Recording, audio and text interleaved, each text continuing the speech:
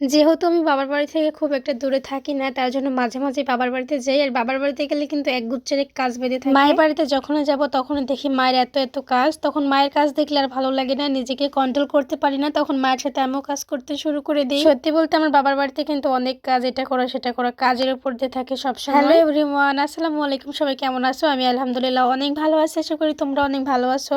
একদম ভালো লাগছিল না, যার জন্য মায়ের বাড়িতে গিয়েছিলাম। আর ওখানে গিয়ে আমার মন খারাপ থাকলে একদম ভালো হয়ে যায়। সকালবেলা বাবা মাঠে গেছিল, তো মা আর আমি ভাত নিয়ে গেছিলাম বাবার কাছে। বাবার বাড়িতে গেলে মাঠে আসতে আমার ভীষণ ভালো লাগে। আর আমাদের মাঠ কিন্তু একদমই বাড়ির কাছেই, বাবার বাড়ি থেকে মাঠ একদমই কাছে। আর বাবার জন্য ভাত নিয়ে আসছিলাম। আমাদের পেঁয়াজের জমিতে এত পরিমাণ ঘাস হয়েছিল, আর সেই ঘাসগুলি বাবা পরিষ্কার করছিল। অনেক ঘাস হয়েছিল, তার সাথে বইতার শাকও হয়েছিল অনেকগুলো। তো আমরা বিকালবেলা তুলে নিয়ে গেছিলাম। আর সকালবেলায় সে ভাজি করছে, তো সে ভাজি দিয়ে বাবার কাছে ভাত নিয়ে আসছিলাম। গ্রামীণ পরিবেশে একদম ভেজাল মুক্ত এই বইতার শাকগুলো খেতে কিন্তু অনেক মজা লাগে। কোনো সার পোষ কিছুই দিতে হয় না, এমনিতেই অনেকগুলো হয়। আমার মেয়ে যখন নানি বাড়িতে আসে তখন নানা নানি এদেরকে পেলে আর কিছুই লাগে না। আমার বাবা তো বেশিক্ষণ সময় মাঠেই থাকে, যেহেতু এখন আমাদের মাঠে অনেক কাজ। আমার মেয়েটা অপেক্ষা করে থাকে কখন নানু আসবে, তার সাথে খেলা করবে, তারপরে এই করবে সে করবে। ভাত খাওয়া হয়ে গেলে বাড়ির দিকে আসছিলাম, দেখি আমাদের আরেকটা ভিউ অনেক ফুলকা জমে গেছে। ফুলকা ভাঙতে কেমন লাগে বলো তো? এই সময় আমাদের বাসায় কিন্তু ফুলকা ভাঙা মেন কাজ, মানে ফুলকা কেউ কারোটা ভেঙে দেয় না। ভাবলাম একটু ফুলকা ভেঙে দিই। ফুলকা ভাঙার সময় গায়ের অনেক গন্ধ হয়ে যায় গায়ে। এত এত ফুলকা হয়েছে, এগুলো ভাঙবে কয়দিনে? অন্য কাজে তো মানুষ পাওয়া যায়, কিন্তু ফুলকা ভাঙার জন্য কোনো মানুষ পাওয়া যায় না। যাই হোক, অন্য মানুষেরা কিনে কিনে খায়, আর আমাদেরকে দেখছে